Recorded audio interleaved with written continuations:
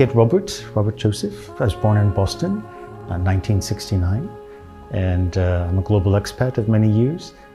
Very excited. My company in Boston offered an opportunity here in the Netherlands, in Limburg, and it's been really quite lovely. I've lived in 3 continents, many cities.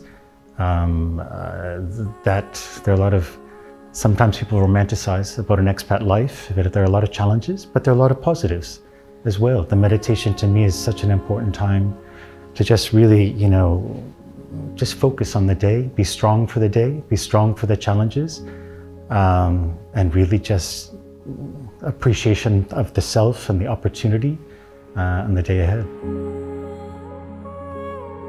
Every day about meditation is sort of, you know, making sure that you understand things that are, you know, just need to come and go, you know, like the waves, right? And I love it when I can hear the boat sort of sailing by because you feel the waves beginning to come against the rocks.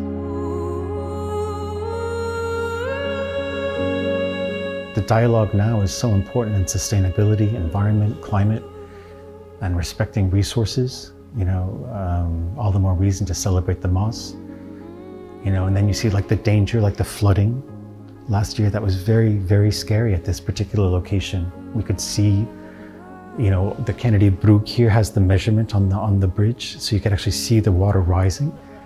You know, I think, you know, we have a protective wall here. I mean, the water came within 10 centimeters. The first floor was evacuated. But just that's when you really see the power of Moeder Maas. I'm very happy that this opportunity happened on the Maas River. It's exactly where I wanted to live, how I want to live, and it worked out. Maybe through meditation and actualization, manifestation. The serenity and the vitality of Moeder Maas, I mean, that's really, really powerful each day. I never tire of looking at it.